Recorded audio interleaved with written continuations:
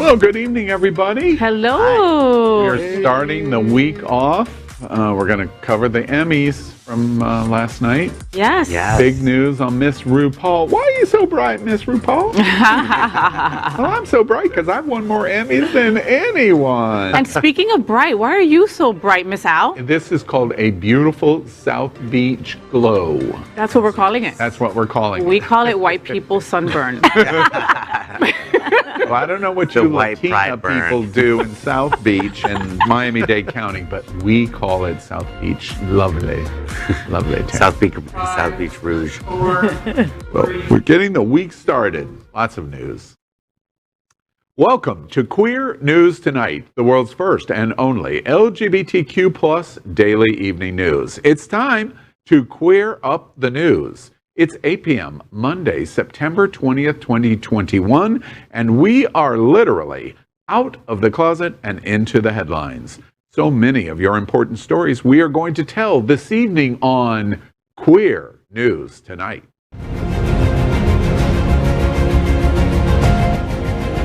This is the world's first live daily LGBTQ evening news show, literally out of the closet and into the headlines on Queer News Tonight with Al Ferguson.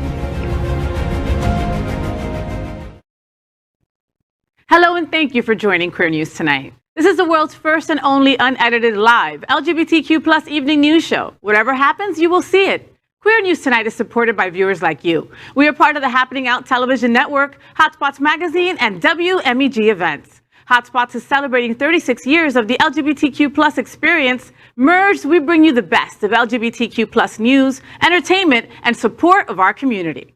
This evening, we bring you the news of and a perspective representing the LGBTQ plus community from South Florida, America, and across our planet.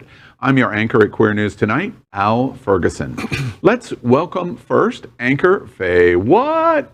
She is a radio and television personality and has the popular blog and YouTube channel aiming to unite the L and the G together. She is a hostess and MC for many South Florida events, an animal advocate, and owner of Faye's Fur Family, and is the anchor of the travel news show Happening Out Travel. Also, make sure to catch the Faye What Show Tuesdays at 7:30 p.m. Eastern. Good evening, Faye. Good evening, everybody. And I just have that after Miami Beach glow about me today. But no, seriously, I wanted to say thank you to all the people who put Miami Beach Pride together. It was exceptional. It was safe. It was wonderful to be out there with all the letters in our acronym. Thank you to Paul Thomas and all that crew over there, the volunteers. You guys were exceptional. Thank you, thank you, thank you. And stop hating on my glow.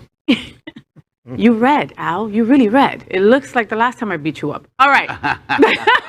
Let's welcome our next anchor. He's Orlando Gonzales. He's Executive Director for SAVE, recognized as South Florida's longest-serving organization dedicated to protecting people who are LGBTQ+ against discrimination. He also served on the Board of Trustees of the Point Foundation. Good evening, Orlandito. Hey, Faye, and welcome, everybody. Thank you for having me.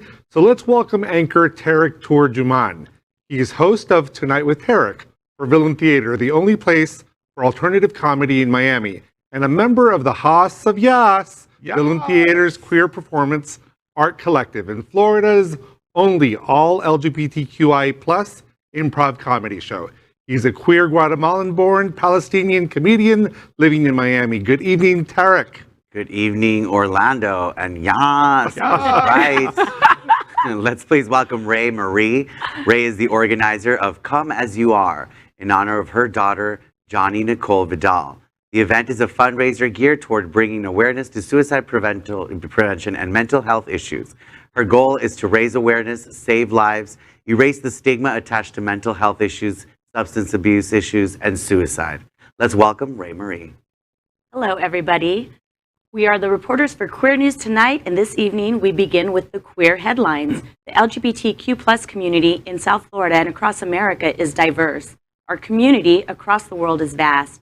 And here are the bullet points of the queer news for today, Monday, September 20th. Well, let's begin by queering up entertainment. RuPaul makes history as the most Primetime Emmys person of color. If there's anything the gay community loves more than a brunch, It's award season. And last night's Primetime Emmys were a bittersweet mix of representation and snubs that have left us all a bit confused. But here on Queer News Tonight, we are bringing you some of our favorite moments.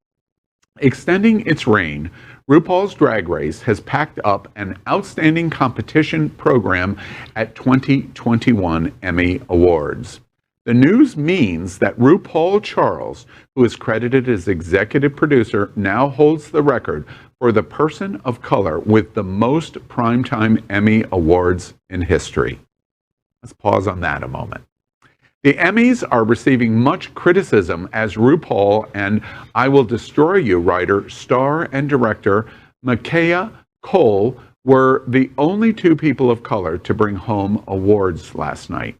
The fact that no people of color won awards for acting started the trend on Twitter of hashtag Emmys so white. One of our other favorite moments came when also snubbed Saturday Night Live actor Bowen Yang showed up on the red carpet wearing a fantastic pair of silver platform high heels from New York City-based and queer-owned business Zero. We also want to honor Carl Clemens Hopkins, the Candyman star who was, of course, snubbed for a Best Supporting Actor award for their role in the hilarious Hacks. Still managed to steal the show in a fantastic outfit made in the colors of the non-binary flag. Clemens Hopkins was the first openly non-binary person to ever be nominated for a Best Supporting Actor Emmy. So much to get to. Okay, let's talk about Carl Clemens. All right, you haven't seen Hacks, and it's a great show. Jean Smart is one of my favorite people on earth. I love designing women growing up. You know, that was the stuff. And I mean, she took advantage of COVID and like started acting everywhere at her age, and she's incredible. Anyway, the show is great. He plays her assistant, her gay assistant. Okay, and he really did like take all the light at the Emmys yesterday with that beautiful, they look like a bustier, but it was a beautiful long dress in the non-binary flag colors. Beautiful. RuPaul's speech was exceptional. Okay, I loved it. He knew he was going to win because that speech was just so perfectly executed and flawless, But what he told people to come to our community, people that are in the closet and are afraid to come out, come on over. We're here for you with open arms. I just thought it was just incredible. I love it. The non-binary flag, I think that one of the things that it reminds me of is all the surveys that we've been talking about recently with more young people identifying as non-binary or bisexual. And I think that we're going to start to see this visibility increase more and more. So get familiar with what that flag looks like because we're going to see more of it. The other thing I want to make sure that we lift up is that it's been 29 years since RuPaul came to surface with Supermodel, right? Like 29 years and RuPaul is still relevant. So I think that's incredible for a person like him, beyond relevant though, Orlando. He's beyond relevant. It's just part of our culture. Yeah, he's an icon. He's taken over the world. Yeah, and he's contributed to a lot. I mean, just growing up watching him has made me gayer, or helped me come out and stuff. But no, I think that he was very important because he was a recognizable drag queen on TV, and I remember my mom watching that. He had a talk show, right? And I remember watching that as a child, and it was completely normal. Yeah, and it was completely normal for everyone to no one was saying, "Oh, that's a man." It's like it's RuPaul. People. It was the kind of like signs of people accepting, this, gender bending or whatever. I do have to mention that I'm very excited that Michaela Cole got an award. She was up for Best Actress as well because that series is very important. I May Destroy You, and it has a lot of queer representation, gay, non-binary, trans, and so that was a big win for the gays as well. Even though she's not queer, the series is very queer. And and what did you think of Bowen's shoes? Because you're always on the latest with fashion. Oh, am I really? I don't know about that, but I could see you in a pair like that. Like I did like his shoes. I did like the. I'd like a pair, maybe black. Oh my gosh, I had to go to the Zero website and check them out, right? And so I just absolutely love that they're described as femme shoes for everyone, right? It's not in any way gender specific, but it's saying that if anybody can take on the femme part. Awesome. And then the other part was like it's fashion for a cause. Oftentimes I think that fashion can be a little vapid and empty, but this is like we're here to like really make a statement. That was really fantastic. Yeah, and I have to say, sorry, really quick, Go ahead. sorry, You're okay. that Bo and Yang revived SNL, and they have the gays to thank for that as well. Anyway, An moving entire gay committee, I did. I mean, we're responsible for so many things. yeah. But I was going to comment on the shoes because a lot of that is happening where it's very gender nonconformative right now, and I'm here for all of that. I really am. 100%. You know, the non-binary, the fluid, the androgyny. I love it. I'm living for it. Well, and Bowen for me made me laugh because, like, you know, I'm a big Cedric fan, and he kind of laid flat for me. Was flat. He didn't make me laugh. But Bowen, he was counting his steps in the heels. I was cracking up for it. I was living for Did it. anybody like the Emmys as a broadcast as a whole? Did you like the show? I didn't watch it as a whole. Okay. I went and watched the speeches. I watched it and I didn't like it, Yeah. but I loved it. And I loved it from the standpoint of it's exactly what we needed. It was an air-conditioned tent, first off. And in September of 2021, with the life that we have lived over the last year and a half, it's exactly what we needed. So even though the show wasn't that great, the host definitely wasn't that great, it was still absolutely perfect. I do want to shout out the observation on RuPaul and this iconic moment. It's interesting to me because I had done so many of the RuPaul cruises and so many of the queens and Michelle hosting for so many years. When I came in on season 2, and I stayed for a long time and sponsor various work, drag cons, etc. and so on. I brought RuPaul to Florida, one of the principal places to Sawmill Resort, and it was in like 2008. And RuPaul, the show had not started yet, so it was not on the horizon of RuPaul's Drag Race. Maybe 2009, I can't remember the exact year. And RuPaul performed at Sawmill Campground. Now think about that. RuPaul at Sawmill Campground, outdoors. And she was terrible. Her career was over. She was living on Supermodel. She just was tired, and she didn't want to do it anymore. And it was a revenue stream, and blah, blah, blah, blah, blah, blah, blah. Then she got RuPaul's Drag Race. And remember first season? Why are you so bright, Miss RuPaul? Remember that joke? Because season 1 was pretty. It was hard to watch. Hard to watch. Something happened to RuPaul in season 2, and it started to become history.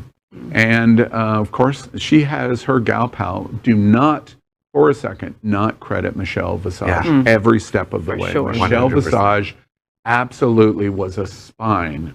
And RuPaul's loyalty to Michelle is inspirational. By the time she got to season 4, it was like, wait, what's going on? Time she got to season 5, and then season 6 with this little New Orleans, New York drag queen named, what was her name? Bianca something. RuPaul came back and helped us raise the money to buy Sawmill and turn it not for profit into a co-op. Wow. And she came and performed, and she was beyond stunning. She wowed a crowd of 1,000 to 1,500 people in an outdoor stage in a campground. It was the last performance that she's ever done live Really? in the world. She came from the Sydney Mardi Gras to the United States and then came to Sawmill. And I could tell you stories about her in Walmart at 4 o'clock in the morning. She was and it was because she was totally revitalized. And this was right after season 6. Now she's gone on, and the show has been cloned all over the planet. She's won 11 Emmys and is the most decorated person of color in history. Wow. That was with a person whose career was over in 2008. When I finished my participation in the show, every single friend, family member, LGBT influencer on this planet said, Al, get out of RuPaul's Drag Race. The show is done. That was at season 8. Who made the right decision? But RuPaul going, oh, child, step aside and let me show you how great this is going to be. I am beyond proud of our community and RuPaul and Michelle Visage. And last night, the history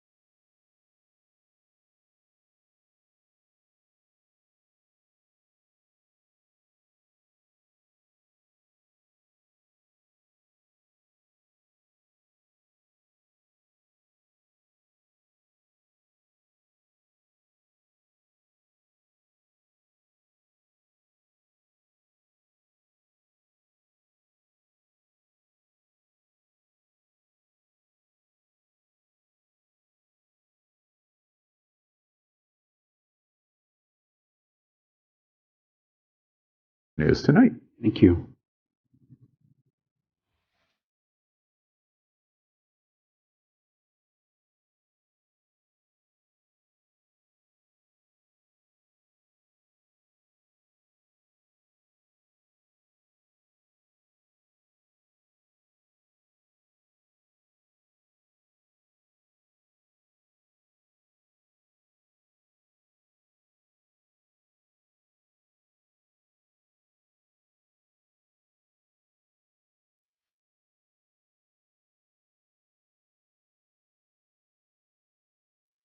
Is vital for our community and for the broader world as a whole.